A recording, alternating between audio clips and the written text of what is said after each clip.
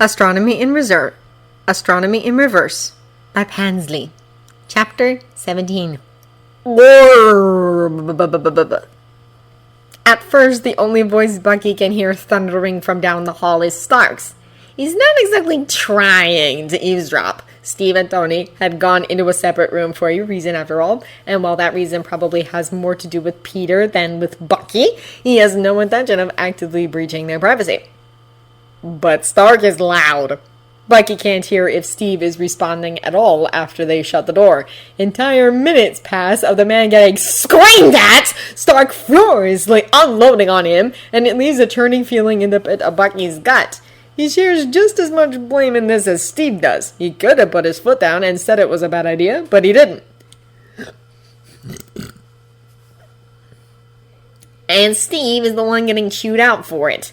The only thing keeping him from marching down the hall and coming to Steve's defense is Peter. The kid stays glued to his side, sitting on the end of the couch, as close to where Bucky is pacing as he can get, a wary and anxious expression on his pale face.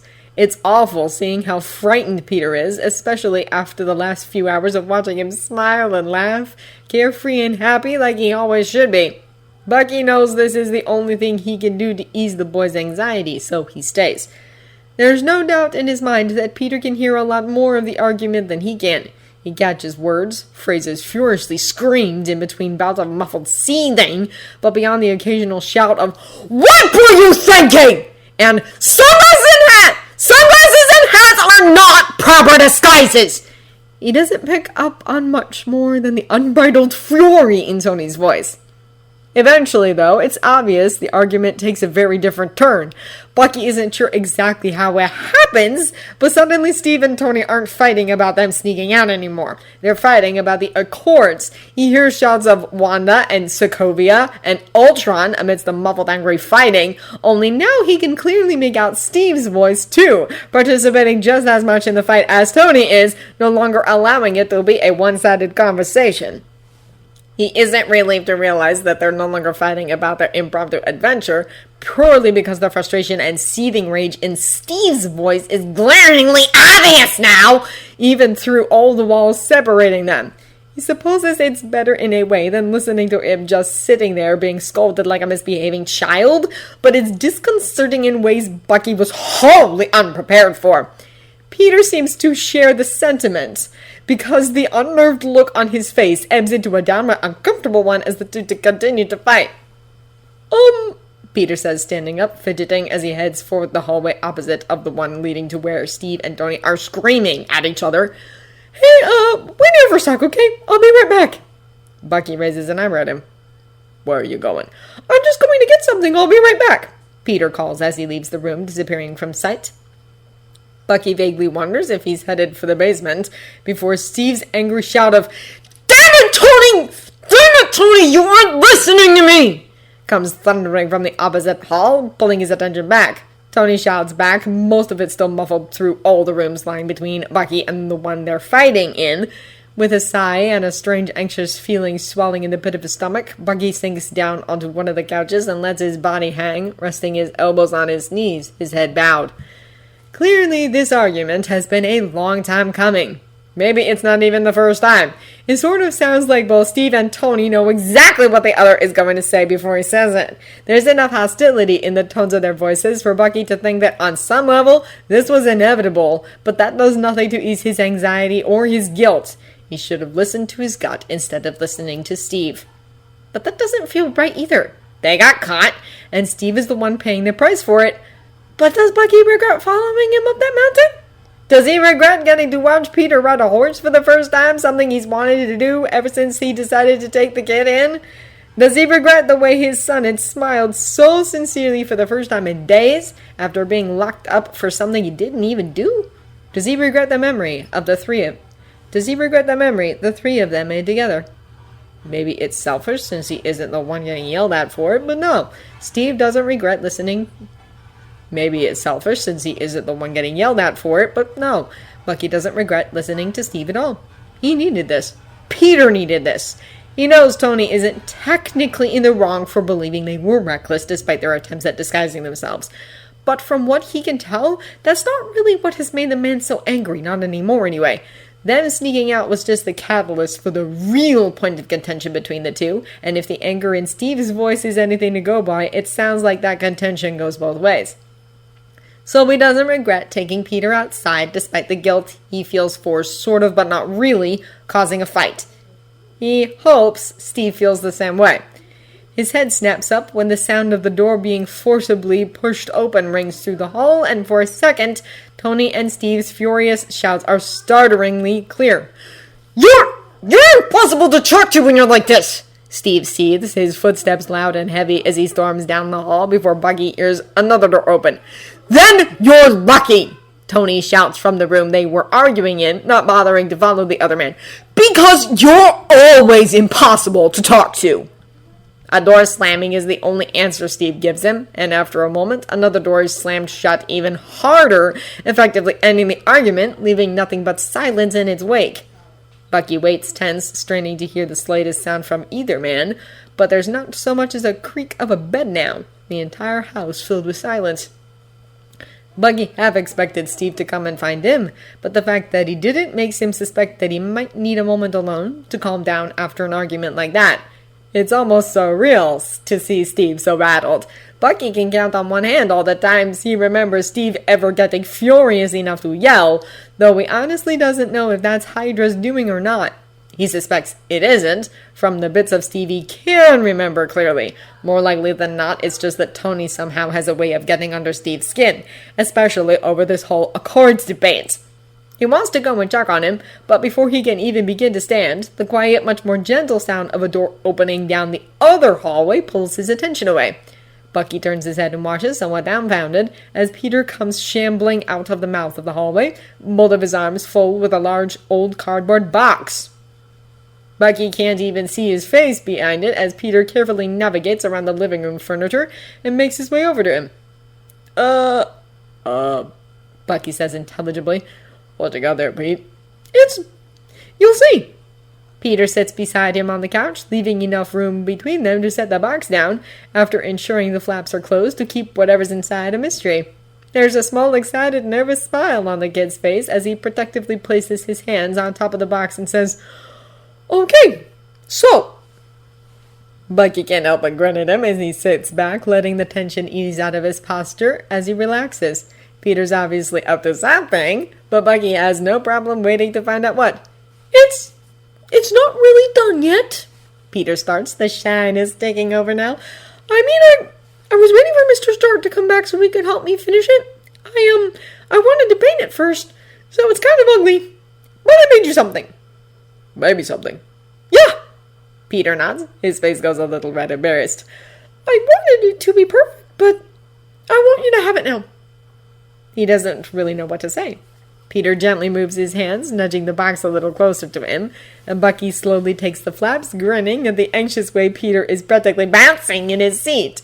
He lifts each flap out of the way before peering into the large box, confusion spreading through him. He starts, closing his mouth and knitting his brows together as he tries to understand what it is he's looking at.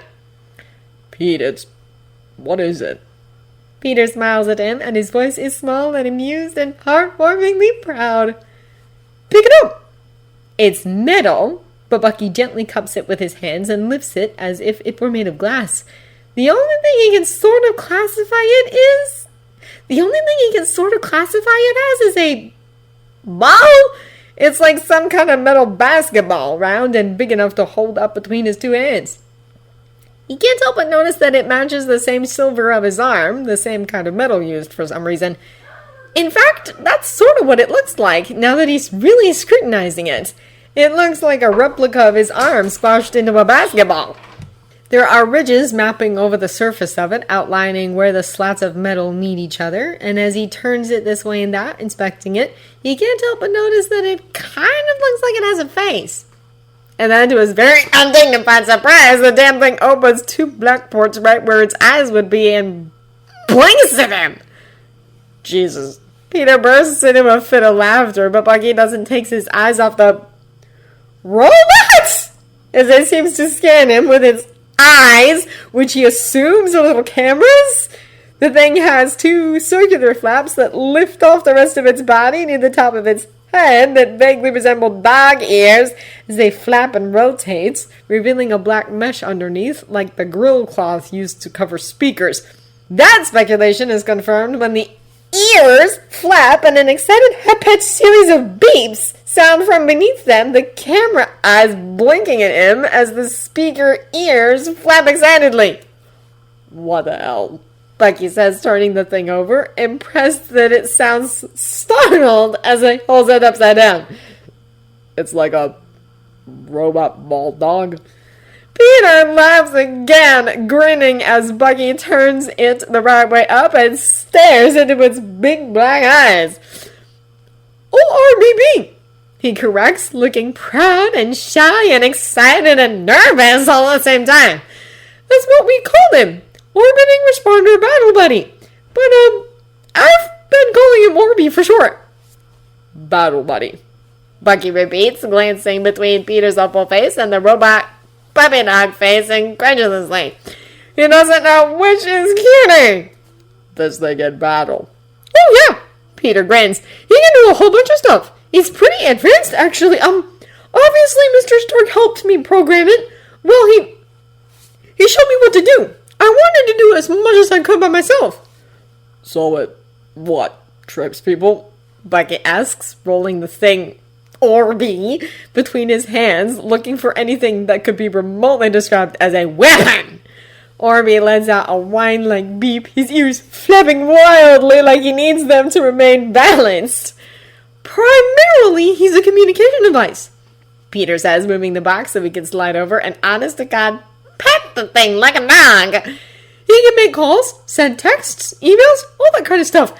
And he can directly to my suit, the one Mr. Stark made me, so you can use him to talk to me hands-free when I'm patrolling and stuff. I guess that explains the responder part. Peter grins. Yeah, and he has some limited access to Friday, too. He can communicate with her, but just her binary. Oh, and check this out. Orbee, open YouTube. Bucky near startles when Orbee's camera eyes slide shut before his metal body rearranges in his hands. The two pieces that hold his eyes separate and reveal a black screen underneath, protected by the first layer of his body. The screen isn't quite as large as Peter's laptop, but Bucky's still amazed that it emerges from Orbee's inner shell before lighting up, revealing a white and red web page that Bucky can only assume is the infamous YouTube Peter and Ned are always talking about. It's a computer, too, he asks. Yep, he can access the internet and communication line from Mr. Stark's satellite. No lag!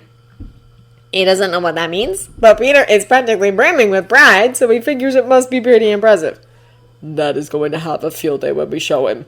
I know, right? Peter says, laughing, his eyes lighting up. He's gonna be so jealous. I got to build a robot with Tony Stark. Bucky feels the smile spread across his face, warm, Peter practically radiating with it.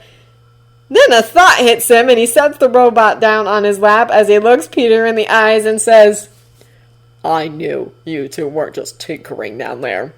The nervousness from earlier blooms across Peter's face in a heartbeat, and he lowers his head, looking ashamed. I know. I'm sorry I lied to you. He looks him in the eyes as he says it. I didn't want to. I just wanted it to be a surprise. Sighing, Bucky reaches over and ruffles the kid's hair affectionately. That's okay. I understand. I knew you weren't up to no good. I just hated feeling like there was something you couldn't tell me. I hated it too, Peter says, apologetic. I'm sorry, Dad. I won't do it again. You don't have to tell me everything, Bucky clarifies. I'm sure that eventually there will be things you just don't want me to know, and that's okay. But I don't want you to ever feel like there's something you can't tell me, okay? Okay, Peter says and smiles, the nervousness gone as he leans in and wraps him in a warm hug. Bucky hugs him back, reveling in it. Somehow it feels like it's been weeks since he held his son like this. You still haven't told me how this thing is supposed to battle somebody. He reminds the kid as they separate, and Peter's face lights up before he laughs sheepish. Okay, so there might be a couple misnomers in his name, but we were trying to make the acronym work, Peter says as he lifts Orbee up, the robot closing his face as he does, the screen disappearing back underneath its exterior round shell. Place your hand over his face. You want me to grab him by the face? Yeah, with your left hand. Bucky frowns, feeling kind of guilty as he stares into Orbee's big dark eyes before lifting his hand and covering his entire face with it. Instantly, the metal plates of Orbee's shell shift, moving and sliding as his body incredibly disintegrates and reforms around his palm, the slats separating into smaller and smaller pieces and curling around his hand, encasing his fingers, palm, and wrist all the way up to his forearm. He watches, astonished, as all the little pieces that make up the robot's body reconnect to cover his metal hand like a glove, the silver color already matching to practically camouflage itself into his prosthetic. Bucky stares at his hand, amazed, confused, and more than a little impressed as he turns it over, surprised that he can still move his fingers just as easily, almost as though Orbee isn't even there. He's more like a bodyguard, Peter says, like he's choosing his words carefully. He doesn't actually do anything in this mode except protect you. That's his only primary directive. If someone's attacking you and he senses an incoming hit, but you aren't moving fast enough or in the right direction to deflect it yourself, he'll do it for you. He's bulletproof, so... He shrugs, a small smile tugging at his lips. Oh, this is super dorky, but I was going to paint him so that he looked like one of those cool fingerless gloves while you were wearing him, but, I couldn't figure out how to make Mr. Stark's applicator thingy work for just the specific parts, so he's not totally done. But I wanted you to have him now. He can't help but grin at that, teasing and warm as he regards the kid with a fond look. I appreciate you endeavoring to dress me up like Batman, but I think inconspicuous is probably better. He's fine just the way he is.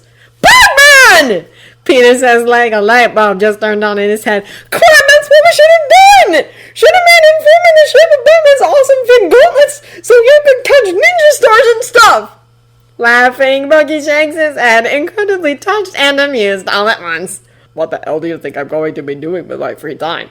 He jokes before the question really sets in, and he asks a little more earnestly. Seriously, Pete, what made you decide to build me a robotic glove ball computer thing in the first place? To his surprise, Peter goes still at the question and then shrinks in on himself the way he always does when he's scared or anxious. He curls up until he looks small and vulnerable, like he's trying very hard not to be seen. It's awful. Every time Bucky sees him like this, it's awful. But there's something particularly heartbreaking about it this time, as Peter curls up and lifts his small hand to press against Bucky's metal palm before pulling it back, taking Orbee with it.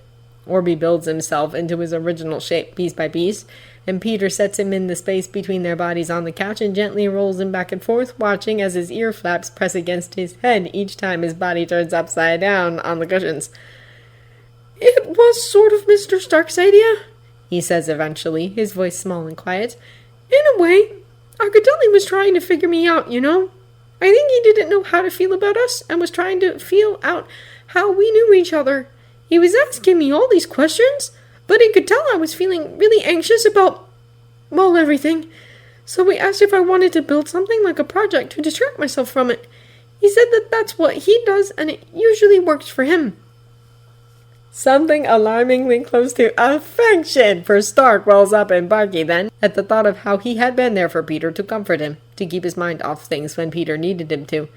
It's the first time he's ever felt anything more than begrudging acceptance towards the other man, and it surprises him, before the feeling fades, and he takes in how agitatedly Peter is tapping his fingers against the top of Orbee's head as he rolls him back and forth.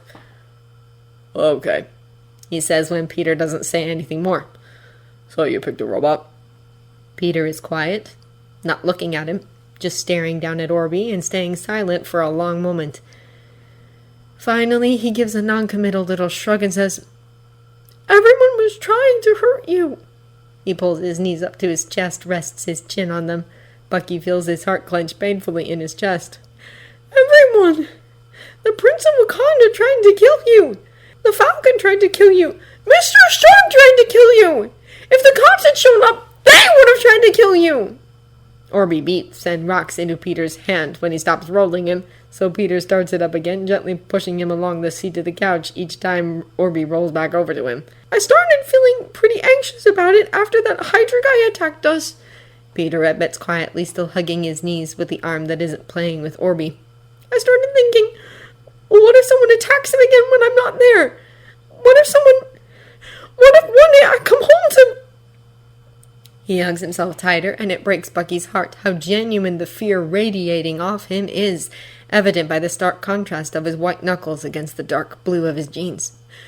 Mr. Stark asked what would make me feel better, he said quietly, practically a murmur, and I told him I wanted to know that my dad is safe when I'm not around. I mean, I know you're tough, and that it would take a lot to bring you down, and the Avengers aren't trying to hurt you anymore, and everything's gonna be okay, but someone's still after you, right? The guy who did this. And what if Steve missed some parts of Hydra and they come back? What if it's not even someone you know? Someone just shoots at you when your arm malfunctions, and then what? When Orbee nudges his hand this time, he doesn't roll him away, instead letting the tips of his fingers stroke over his smooth metal face, petting him softly. Mr. Stark said building something would be a good way to stop feeling so helpless about stuff all the time. So I thought, if I'm going to build something, I want to build something that can keep you safe when I can't. Peter smiles, a little watery laugh escaping his throat as he continues. We started with a wristband. Something pretty basic and simple. But I kept having ideas, and Mr. Stark kept making suggestions, and then it just grew and grew until we had Orbee. Orbee beeps happily, and the fact that the damn robot knows its own name would be deeply unnerving if it wasn't so cute about it. When we were up on the plateau and Mr. Stark started flying towards us for a second, I thought someone found us. I thought we were going to have to fight again, and I know that we could take on pretty much anybody, especially if Steve was helping us. But what if we'd been separated? What if you got taken away and needed my help, and Orbee was just sitting down in the basement instead of keeping you safe like you're supposed to? Peter. I know it's silly, Peter interjects, hunching his shoulders slightly. I know I'm being kind of irrational, but it would make me feel better if you kept him at least until we can go home and everything's back to normal, just so I know that you're not alone if something happens, then you won't get hurt. Bucky reaches down and lifts Orbee off the couch, turning it and placing his hand over its face, letting it finish encasing his forearm before reaching over and pulling Peter in, both arms open, inviting. Come here. Peter sniffles and rests his head against Bucky's chest, so he wraps his arms around him and holds him, the boy's head tucked under his chin as he hugs him tightly. Peter sinks gratefully into his arms, letting Bucky take his weight, and it feels so good after days of feeling like his son was out of reach. The Bucky squeezes maybe a touch too hard. He missed this. It feels unbelievably comforting to have Peter here with him again. Like nothing can hurt them now. Dad, Peter mumbles, muffled from his face pressed into his chest. I'm hungry. He's grinning before he can even help it. Peter, sensing it, goes tenses some back in his arms.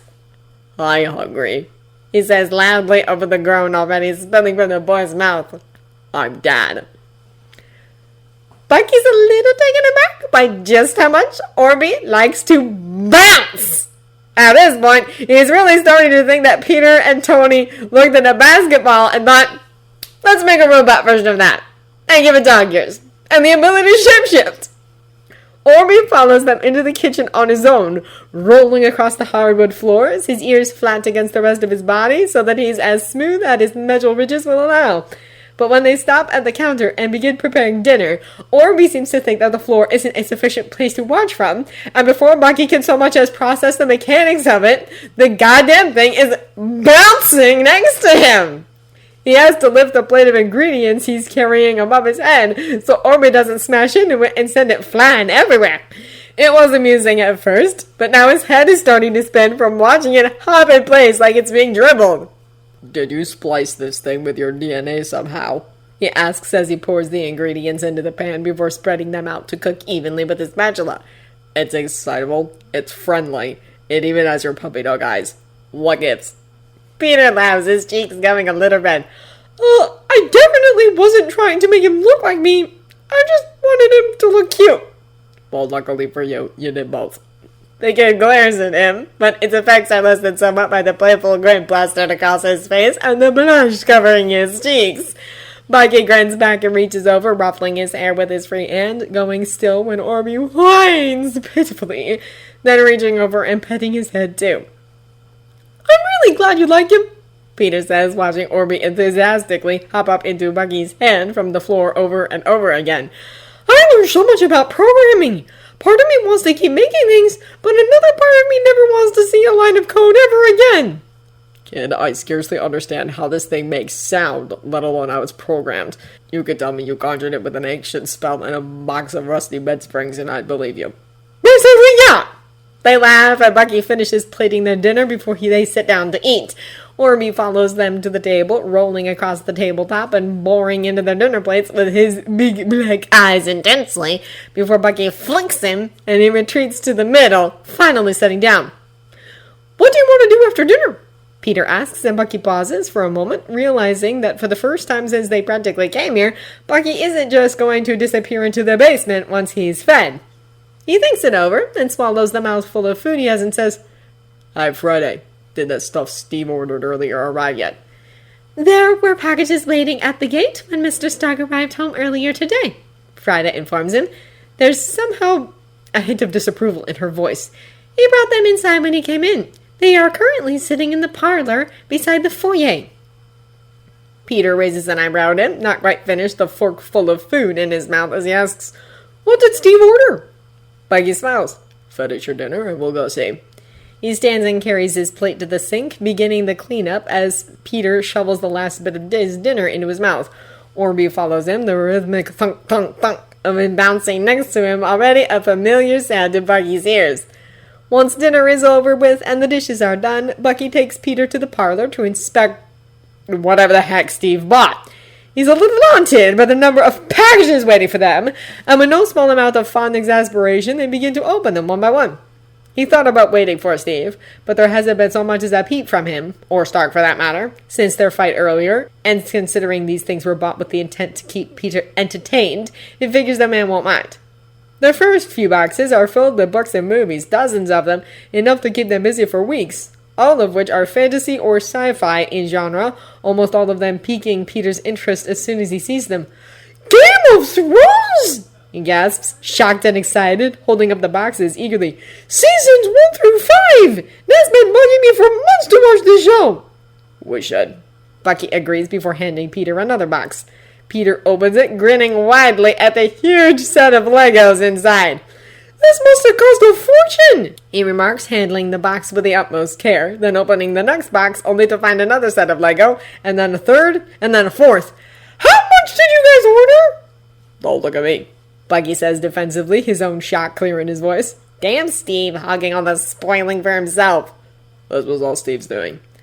I don't even know how to thank him, Peter says as he continues opening boxes, finding all kinds of toys similar to the Lego, model trains and planes, a miniature village, a 5,000-piece wooden ship. It might be kind of primitive after the last several days of building an actual robot in the basement, but Bucky knows that these are the kinds of mindless, relaxing projects Peter enjoys when he needs to just shut his brain off and work with his hands for a while, and he's more than a little impressed that Steve apparently knows it too. There are random items mixed in with the stuff that's obviously for Peter.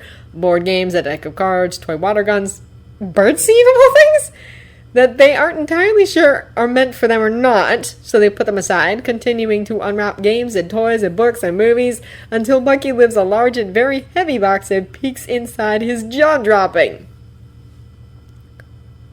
No way. What? Peter asks, lifting his head from the back of the box he's reading to gaze at him quizzically. What's in it?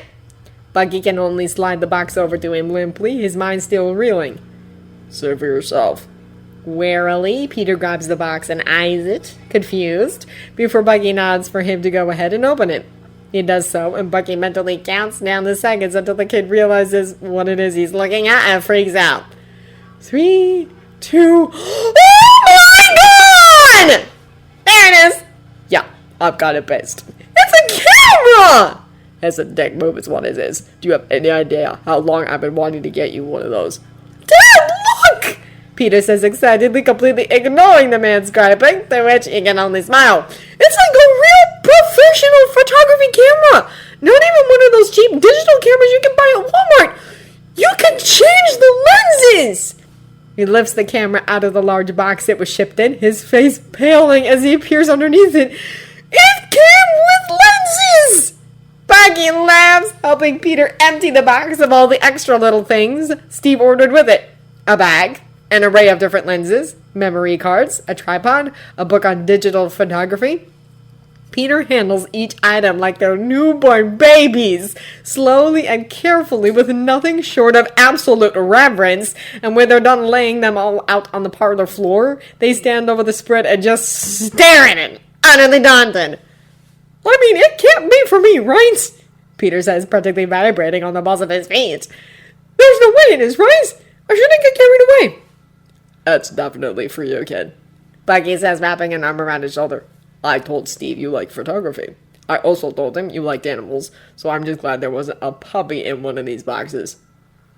He looks at the small pile of unopened parcels in the corner, narrowing his eyes suspiciously. I hope. That would be the only gift that could top this. Maybe not even then. I don't even know. I'm freaking out. Laughing, Bucky nudges him forward, letting him finally dive into the pile of expensive photography gear and fawn over it excitedly.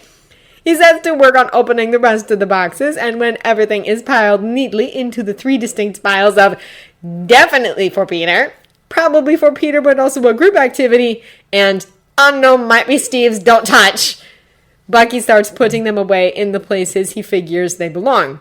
The first pile in Peter's room, the second pile in the main living room, and the third pile, which is basically just the birdseed, Bucky leaves in the parlor because he doesn't know where to even begin with that.